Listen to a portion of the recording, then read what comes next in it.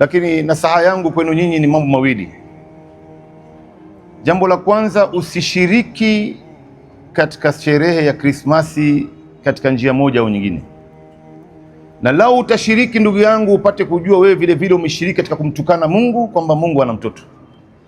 Leo lao mzazi wako atatukanwa, ni mama yako ametukanwa au baba yako, alafu huyo ambaye amewatukana wazazi wako eti anakuletea sinia ya pilau, bwana kula hii, utachukua?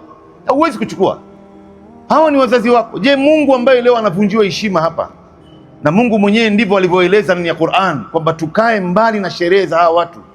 Sio kwamba ni maneno yangu mimi. Wewe leo unamwambia mtu Merry Christmas, unajua madhara yake ndugu yangu? Au kumpa mtu maua au kamnulia zawadi au kampelekea au kapokea zawadi yake, madhara yake ni sawasawa na mtu, wanasema baadhi wanazuoni, ni mbaya zaidi kuliko mtu kula riba, kuliko mtu kuzini, kuliko mtu kuiba, kwa sababu hapa ni ushirikina ambaye anaitukanwa Mungu katika jambo hili. Wewe leo unamwambia mtu Merry Christmas ni sawasawa na kumwambia mtu ambaye amefanya maovu aina fulani. Mfano, mtu amelewa, amekunywa pombe chakari kabisa, alafu unamwambia bwana pongezi kwa kunywa pombe bwana, pongezi kwa kuzini bwana. Ndio maana yake hiyo, pongezi kwa kumtukana Mungu. Kwa hivyo wewe Muislamu, katika siku kama hii haufai kabisa kushiriki katika njia moja au nyingine. Leo ndo wamesema baadhi ya wanazuoni, hata ikiwa wewe mfano una duka lako la kuuza keki, umepewa oda ya kupeleka keki za Krismasi, usichukue. Umepewa oda ya kupeleka maua kwa ajili ya Krismasi, usichukue. Wacha kwa ajili ya Mungu, na Mungu atakupa nyingine bora kuliko hiyo. Mtume wa sallam anasema, man taraka shay'an lillah awadahu Allahu khairan min. Mtu yoyote mwenye kuacha kitu kwa ajili ya Mungu, Mungu atampa nyingine bora kuliko hiyo. Kuna baadhi ya watu leo, ndugu zangu, wamependa kula mambo ya kula hii. Wewe leo jirani yako, siku zote katika muda wa mwaka nzima tunapeana zawadi sisi kwa sisi, anakuletea chakula unapokea, hata kama si Muislamu amekupa zawadi unapokea, ni sawa hiyo. Lakini siku ya leo ya Krismasi akikuletea sinia ya biriani au ya pilao, mwambie leo siwezi kuchukua, kwa sababu leo mmemvunjia heshima Mwenyezi Mungu, mmemtukana Mungu kwamba Mungu leo ana mtoto. Mimi leo siwezi kushiriki katika mambo haya. Ndio unaona hii ni sifa ya waumini wa hali ya juu. Mungu anawasifu wale Waislamu wenye imani kubwa sana, akasema walladhina la yashhaduna zur. Katika muumini, kutaka kujua wewe ni katika waumini wa kweli, ni wale ambaye hawasherehekei sherehe za sikukuu za makafiri. Kwa hivyo hao watu tuishi na wao kwa amani, ndugu zangu. Biashara ya halali tusaidie, tuwasaidie panapokuwa na haja ya kuwasaidia, lakini inapofika mambo ya dini, mambo ya imani, mambo ya itikadi, kila mtu akae na dini yake. Na hivi ndio namna Mwenyezi Mungu Subhanahu wa Ta'ala alivyotufundisha ndani ya Qur'an. Na Nabii Isa alayhi salam siku ya Kiyama atakuja kuyapinga yote haya ambaye leo wanamdaia na kuweza kumsingizia kwa mambo ambayo leo wamemsingizia. Nafikiri wakati umekwenda, labda kama kuna mtu ana swali mengine atakuja katika maswali inshallah. Naam, inshallah. Wa salamu alaykum. Ndio. Kuna watu saizi wanaleta zawadi kabla siku ya Christmas. Ndio. Kabla Christmas zawadi. Hiyo pia ni lakini sasa hii zawadi aliyokupatia ameieleza kama ni zawadi ya Christmas ama ni zawadi ya kawaida tu? Kama ni zawadi ya kawaida ambayo kila mara wanaleta, haina matatizo kuchukua, hata kama hii ni kafiri. Lakini akishaiweka pale kwamba hii ni zawadi speciali kwa ajili ya Christmas, usichukue ndugu yangu. Namwambie wazi kabisa, mimi leo sitochukua. Siku zote nimekuwa nikishirikiana na nyinyi, tumechukua, tumefanya biashara pamoja ya halali, lakini leo siwezi kushiriki katika kumtukana Mungu. Hili ni jambo la hatari kwa kweli. Sasa wewe leo ndugu yangu umeletewa sinia ya pilao mfano, na hii sinia umeambiwa ni ya biriani au ya pilao kwa ajili ya Krismasi, unaweza ukawacha ndugu yangu? Sisi wengi wetu hapa ambao tumependa kula sana hii, wewe uko tayari kuacha kwa ajili ya Mungu kweli? Si wengi ambao watakayefanya hivyo. Kwa hivyo itakuwa ni mitihani kwako wewe. Mmoja anasema mimi bwana, unaonaje leo nitaletewa hii sinia ya pilao, niipokee alafu nitoe sadaka? Anatumia ujanja sasa. Wewe wacha kupokea kwako, maana yake umemkubali, umemuunga mkono kwamba kweli leo mtoto wa Mungu alizaliwa, kwamba kweli leo Mungu amezaa mtoto, na Mungu hajawahi kuzaa mtoto. Kwa hivyo jambo lolote ambaye kuna ushirikiano ndani yake, wewe hufai kushiriki ndugu yangu, katika njia moja au nyingine. Leo malasaf ndugu yangu, katika nchi za Kiarabu ambaye ndio Waislamu wako wengi kule, wamenunua miti ya Krismasi ambaye ndio mti uliokuwa mkubwa duniani, nchi ya Dubai, ambaye gharama yake ni milioni 15 dola, $15 million. Subhanallah. Kisa na maana wanataka kuwaridhisha hawa watu, na hawajali kwamba Mungu anakasirika hapa, hawajali. Wallahi ni rehema ya Mungu tu ndio sisi leo tuko hai hapa duniani, na hawa vile vile wako hai. Lau kama si rehema ya Mungu, Mungu angekuwa ashawafieka watu wote hawa duniani hapa. Wamemtukana matusi mabaya sana, matusi ambayo imekaribia ardhi hii kuchanika chanika na mbingu kupasuka pasuka na majabali yakapeperushwa, andau lirrahmani walada, walipodai kwamba Mwenyezi Mungu Subhanahu wa Ta'ala ana mtoto. Kwa hivyo wewe leo usishiriki ndugu yangu katika njia moja au nyingine. Leo sisi Mwenyezi Mungu Subhanahu wa Ta'ala ametukanya tukae mbali na mambo ya watu kama hawa. Angalia Mtume sallallahu alaihi wasallam anasema, hakika nyinyi mtazifata nyenendo njia za waliokuwa kabla yenu, madogo kwa madogo na makubwa kwa makubwa. Hata wakiingia kwenye shimo anakoishi burukenge, nyinyi Waislamu pia mtaingia. Hata lau dakhalu fi juhri dhabbin la dakhaltumu qalu ya Rasulullah alyahudi wan nasara. Ni nani wengine hawa Mtume? Ni Mayahudi na Wakristo. Akasema nani tena wengine?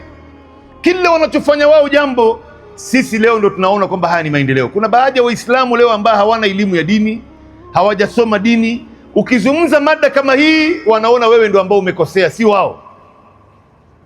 Wewe ndo umekosea shekhe, unaleta uadui baina yetu sisi. Mungu ndo ambaye ametuambia jamani, ndani ya Qur'ani mtume wake ametukataza.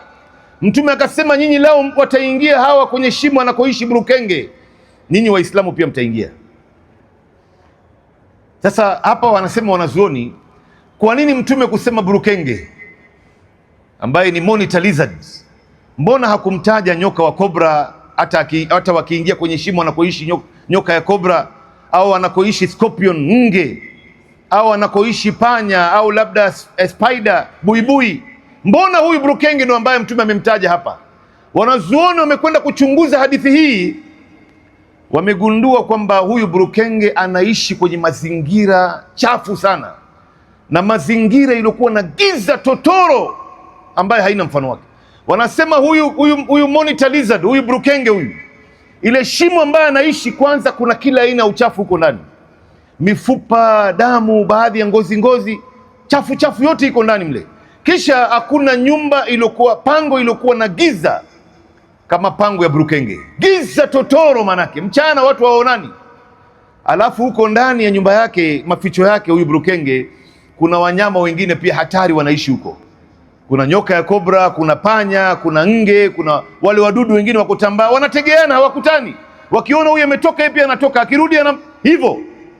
Maanake mtume anasema hata hawa watu wakiingia kwenye shimo ya hatari, nyinyi Waislamu pia mtaingia mzima mzima tu. Kwa hivyo siku hiyo ndugu yangu nitakana ionekane kama ni siku ya kawaida, si tuendelee na mambo yetu, tusishiriki. Hiyo ni siku hatari ndugu zangu. Wewe fikiri lao Mwenyezi Mungu hasira zake zikimpanda, ama akapandisha hasira zake, subhanallah, tutakuwa katika hali gani sisi? Tutakuwa katika hali gani lao Mwenyezi Mungu ataamua katika siku kama hiyo? Lakini tukae mbali na tusishiriki katika njia moja au nyingine, na nafikiri hiyo ndo jawabu ya sawa. Naam, inshallah. Naam. Kazi yake ni kupika.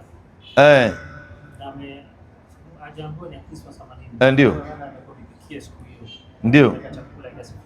Hiyo ni automatic. Wewe kazi yako ni kupika, wewe ni mpishi, kila siku unawapikia hawa watu, lakini siku hiyo unajua wazi hawa wanapika kwa sababu ya Krismasi. Hiyo ni wazi, hata bila kuambiwa. Hii ni wazi. Mfano wewe kila siku wanakuletea mnyama tuchinjie bwana. Siku ya Krismasi usichinje. Siku nyingine wachinjie. Siku nyingine pokea zawadi yao. Siku nyingine wapelekee zawadi. Chukua chakula chao, peleka chakula chenu madamu ni ya halali. Lakini siku ya leo kaa mbali ndugu yangu. Hii ni wazi, wanasherehekea kwa ajili ya siku hiyo.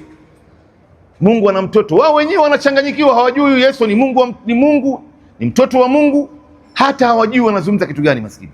Lakini Yesu ni kiumbe aliozaliwa kimeujiza kama vile Adam na kama vile Hawa na kama mimi na wewe vile vile tumezaliwa kimeujiza.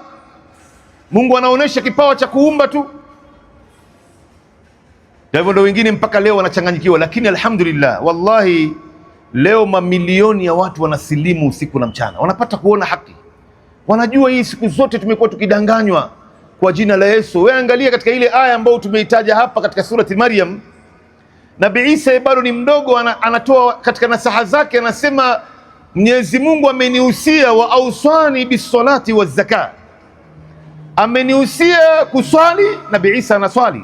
Nabii Isa alikuwa anaswali swala yao ya kipekee yake, lakini kama ilivyokuja katika Mathayo, Nabii Isa alikuwa akiporomoka chini akiweka bapa lake la uso kwenye ardhi, maana yake alikuwa anasujudu, ambapo leo hawa Wakristo hawafanyi hivi, wanainama tu hivi, hawafanyi hivi. Na hii ni aya kwenye Biblia, na Mwenyezi Mungu akanihusia nitoe zaka. Katika hii aya Nabii Isa anazungumza akiwa bado ni mdogo. Kutoa zaka maana yake ni kumpatia maskini, si kuchukua pesa kumpelekea mkubwa wa kanisa kama vile padri ama bishop. Unawatajirisha watu na maskini wako hapa. Hii masala ya sadaka na zaka inafaa kumwendea ule maskini direct. Leo tunawatajirisha hawa watu, wanatembea na mahelikopta, wanatembea na manini, na maskini huku chini wanazidi kuhangaika. Nabii Isa alipeana sadaka moja kwa moja. Ndio unaona hapa, ndugu zangu, namalizia mazungumzo yangu nikisema hivi, mambo yote ambayo Nabii Isa alikuwa anayafanya katika mambo ya kheri, Waislamu leo ndio wanayafanya, Wakristo hawafanyi. Nabii Isa alipokuwa duniani alikuwa anaabudu Mungu mmoja kabla hajapazwa mbinguni. Hakuna mtu alikuwa akisema wakati Nabii Isa yuko duniani kwamba Isa ni Mungu au Isa ni mtu wa Mungu. Hapana. Mambo haya ni Paulo ndo amekuja naye miaka 200 baada ya kupazwa Nabii Isa alayhi salam. Ndio unaona hawa wengi wanafuata sheria za Paulo. Nabii Isa alipokuwa duniani alikuwa anasujudu, alikuwa kiswali. Nabii Isa alikuwa anatumia maji kwa kutawadha na kuingia chooni. Nabii Isa alikuwa anatumia maji chooni. Na hii yote iko katika aya ndani za Biblia. Ndio huyu mmoja amesimama hapa barabarani, si Muislamu yeye, natarajia ameshasilimu ama bado, anawaambia hao Wakristo, jamani, nyinyi kwa nini msifate mila ambayo Waislamu wanayafuata? Waislamu ni watu wasafi, wanaingia chooni na maji. Anaeleza, anasema leo tukipanda mabasi yetu haya na matatu inanuka mavi. Yeye mwenyewe ndo anaeleza, si kwamba nini. Anawaambia jamani, ni kweli hii mambo. Akaeleza, bwana, wewe chukua mfano mti, chukua blue band upake hii mti mmoja na hii nyingine upake blue band, kisha hii moja ufute na karatasi na hii moja uoshe na maji. Gani ambayo itabakia bado ina harufu na ina alama? Ni hii ambayo imefutwa na karatasi. Nabii Isa alikuwa anatumia maji akiingia ndani ya choo. Zote hizi zipo. Nabii Isa alayhi salam alifunga siku 40. Waislamu wanafunga siku 30. Nabii Isa alayhi salam alivaa kanzu kama ninavyovaa mimi, ndugu yangu. Hata kwenye Old Testament kuna picha ambao wamechora tu mavazi ya Nabii Isa ilikuwa ni kanzu. Ni kanzu, maana yake ni thob. Nabii Isa aliweka ndevu kama mitume wote walivyoweka ndevu.